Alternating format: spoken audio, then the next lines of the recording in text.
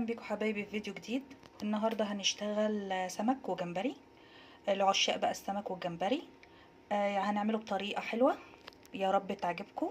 بس طبعا السمك جايلي هو مفروض انه متنضف، بس انا طبعا هعيد عليه وهوريكم برضو المحلول اللي انا بحطه فيه بيشيل الزفاره. بالنسبه للجمبري اهو طبعا مش هيتعمل بالشكل ده خالص يعني. هنضفه وهشيل منه الكيس الرمل اللي جوه وهشوحه، مش هحمره بقى المرة دي، يعني هشوحه وهوريكم برضو طريقته. ولونه بيبقى تحفة على فكرة وطعمه حلو قوي. وهوريكم التوابل كلها اللي هنحطها، وزي ما اتعودنا هنمشي خطوة خطوة في الطريقة. يا رب تعجبكم. بالنسبة للسمك عندي ده شكله بعد ما نضفته اهو.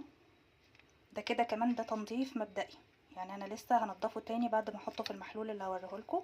وابتديت افتحه كده علشان التتبيلة تدخل فيه اهو. بشيل انا الحتة دي من السمكة، بشيلها بس كده. ده بالنسبة للسمك. بالنسبة للمحلول اللي بحطه فيه مية ومعلقة دقيق، معلقة سكر، معلقة ملح، ليمونتين، وبحط القشر بتاعهم معاه تاني.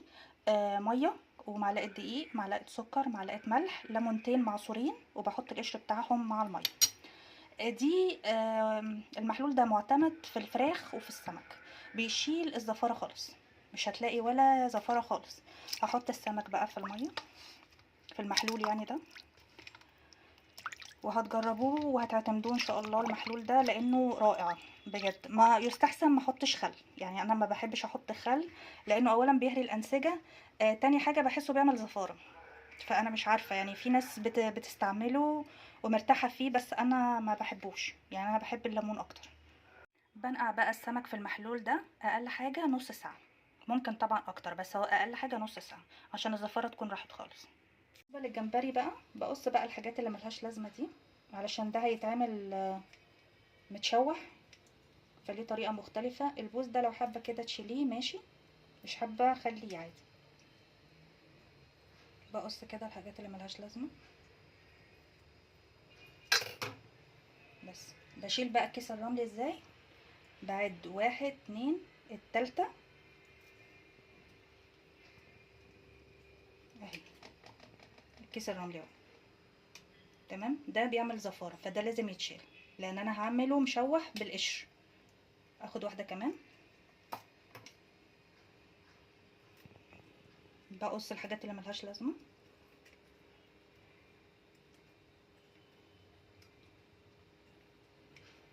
هو حجمه حلو بصراحة.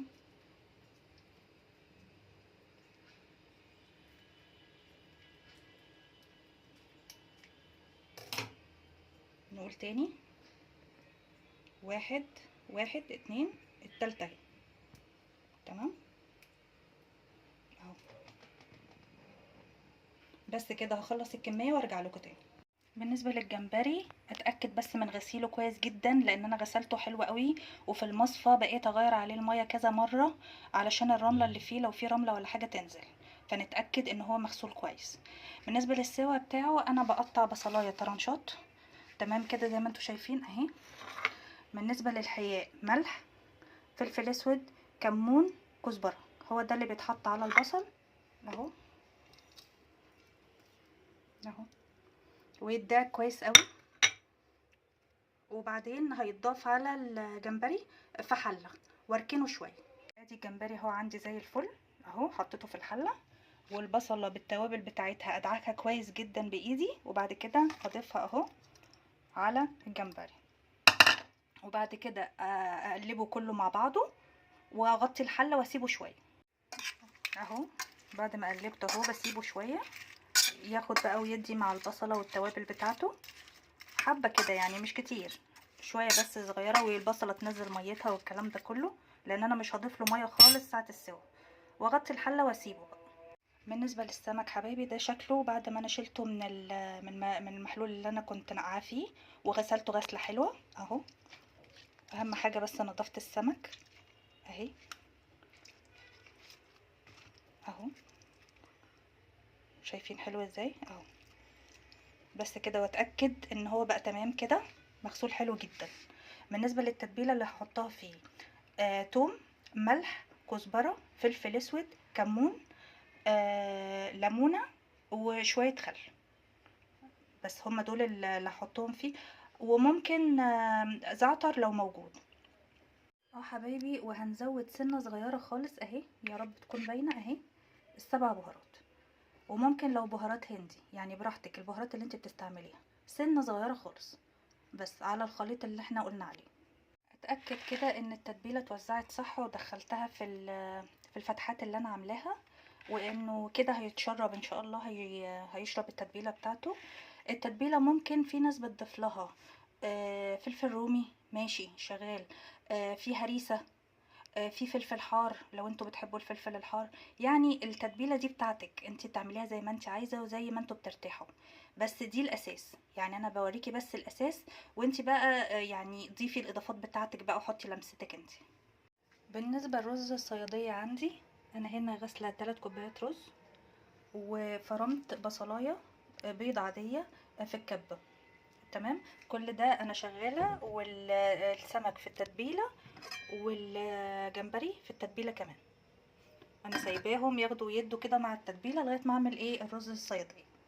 هستنى اما الزيت يسخن عندي، وبعدين انزل البصل اهو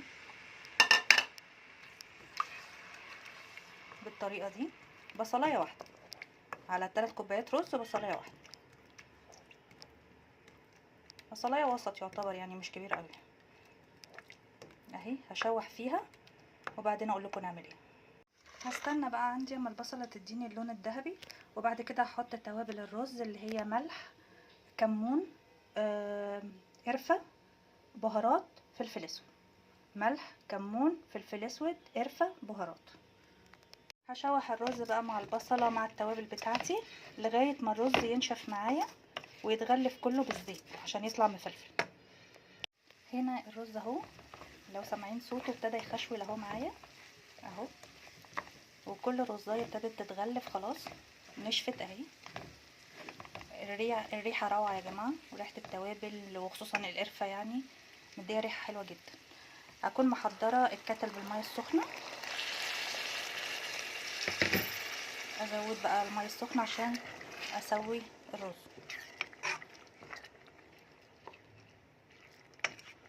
ومادام الميه السخنه انا بوطي على طول على الرز، يعني ما بستناش لما يتشرب مادام الميه اللي عندي سخنه.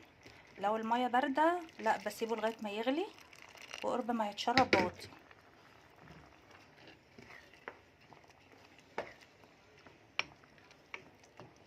اهو. بطيء حبه حبه على اساس ايه ما يعجنش مني. في ناس كتير بتشتكي من الرز الصياديه بيعجن، انا هوريكم هو هيطلع شكله ازاي. يعني هو ريحته كده جباره يا جماعه، يا ريت التليفون بيوصل الريحه، وان الريحه حلوه جدا.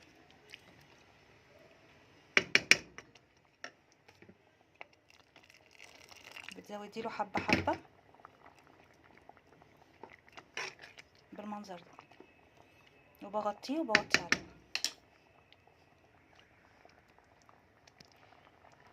خلاص انا كده عندي هبتدي اسوي الجمبري.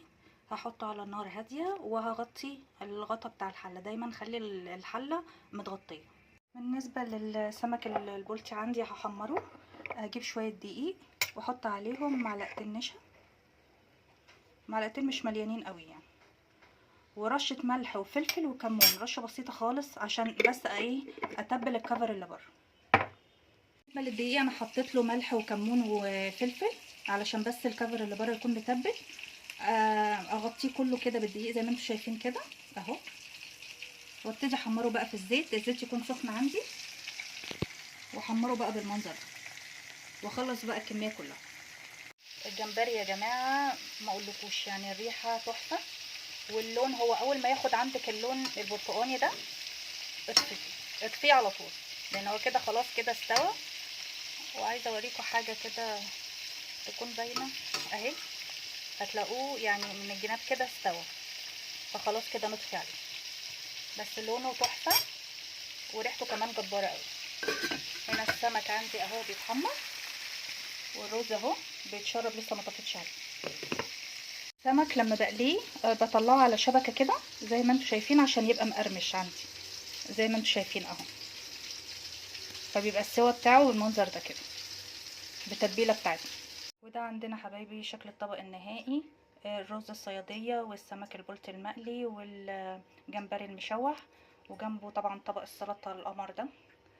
اتمنى الوصفه تكون عجبتكم، واتمنى اكون خفيفه عليكم، ولو في اي كومنت يا ريت تكتبوهولي، وما تنسوش اللايك. اشوفكم في فيديو جديد.